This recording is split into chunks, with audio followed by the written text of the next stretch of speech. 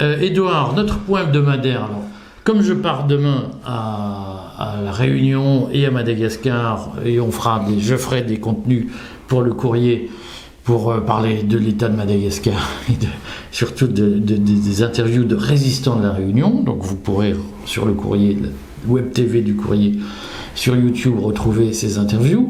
Donc je vais un peu vite, je te presse. Toi-même, je fais une petite révélation, tu vas déjeuner à l'Assemblée nationale, tu es invité à l'Assemblée nationale. Félicitations. Ouais.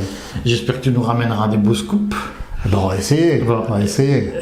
Est-ce que tu peux nous parler, puisque nous faisons notre point ukrainien habituel, et notre point géopolitique en réalité, puisque l'Ukraine, l'actualité est un peu molle, entre guillemets, en Ukraine en ce moment. Il y a des préparatifs, mais pas véritablement d'enjeux décisifs.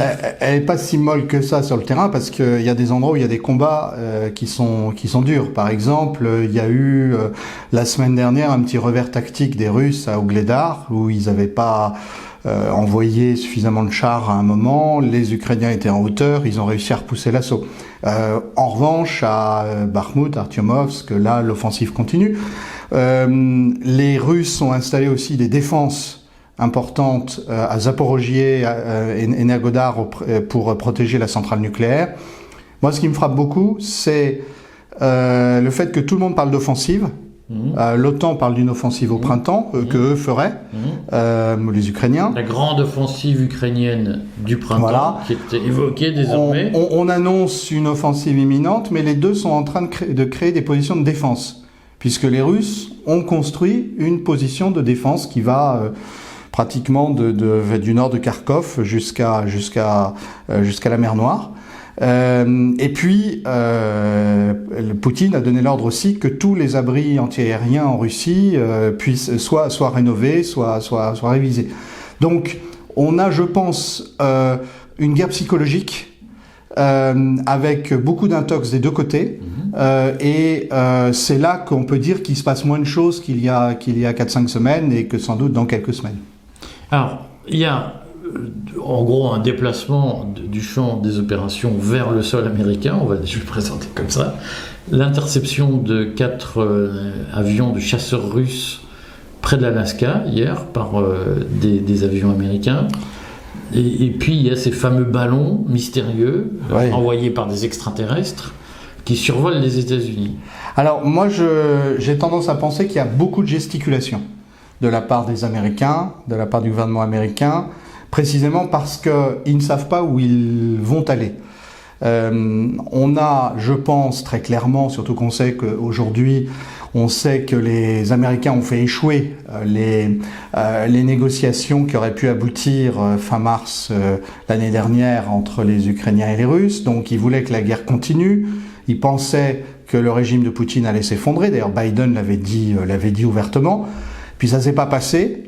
Ensuite, il y a eu une crise sur Taïwan.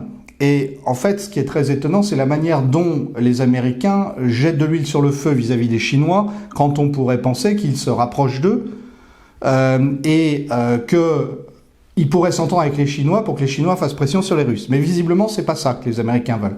Alors, veulent-ils quelque chose ? Moi, j'ai plutôt le sentiment d'une classe dirigeante qui est aux abois.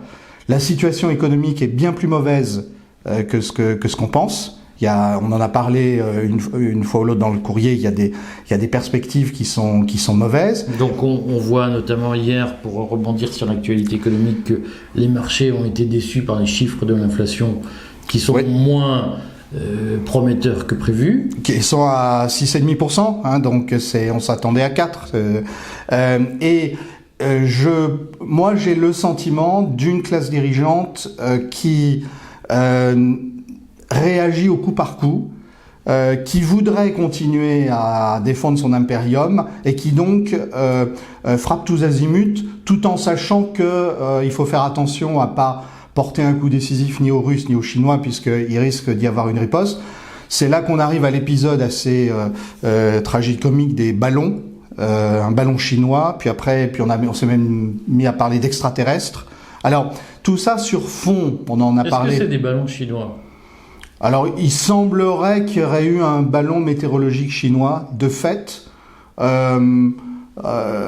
Tu sais que je porte pas spécialement dans mon cœur le régime communiste chinois, mais j'ai pas de raison de douter quand ils disent que ce qui est du bon sens, s'ils avaient vraiment voulu espionner les États-Unis, ils avaient des moyens plus modernes et plus efficaces.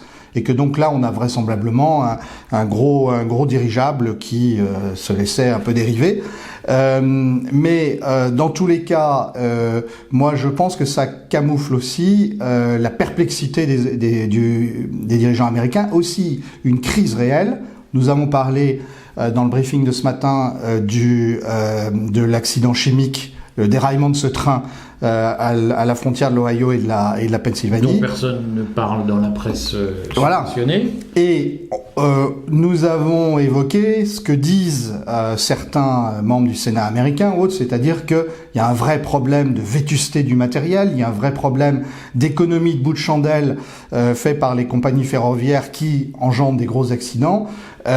Est-ce que les États-Unis sont finalement une puissance très profondément en crise et qui réagit au coup par coup? C'est l'impression que donne l'actualité des 3 dernières semaines.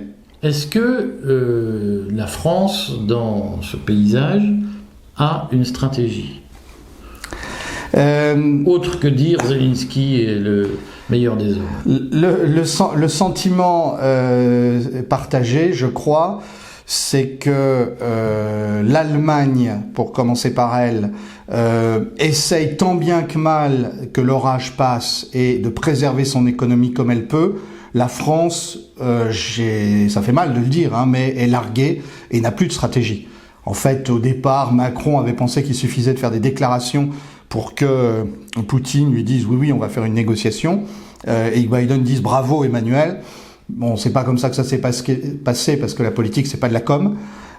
Puis en plus, il faudrait avoir un minimum de profondeur de champ historique. Et puis, il aurait fallu faire imposer les accords de Minsk aux Ukrainiens. Et donc, c'est pas ce qui s'est passé. Donc maintenant, je pense que nous sommes largués. Et comme nous avons épousé la virulence des sanctions, comme nous envoyons du matériel de guerre en Ukraine, les Russes n'ont aucune raison de nous prendre au sérieux et les Américains n'ont aucune raison de nous prendre au sérieux puisque nous sommes d'accord avec eux. Bon, ton pronostic, alors, puisqu'il avait été question à un moment donné d'une grande offensive russe aussi au printemps, ton sentiment sur les 3 ou 4 prochains mois, puisqu'on va atteindre le premier anniversaire de la guerre en Ukraine la semaine prochaine. Et nous aurons l'occasion de faire un bilan. Mon pronostic, alors d'abord, je pense qu'on surestime les forces subsistantes de l'armée ukrainienne, premièrement. Donc, je m'attends à une forme d'effondrement. Deuxièmement, le matériel livré en Ukraine, s'il n'est pas coordonné, si les gens ne savent pas s'en servir, je suis pas sûr que ça aura l'effet impacté. Troisièmement, je fais partie de ceux qui s'attendent à un gros coup de massue donné par les Russes à un moment pour en finir d'ici quelques semaines. Bon, l'avenir nous le dira. Alors, la semaine prochaine, pour cause de déplacement à l'autre bout du monde, on n'aura pas de point, mais on essaiera de le faire le lundi. On fera...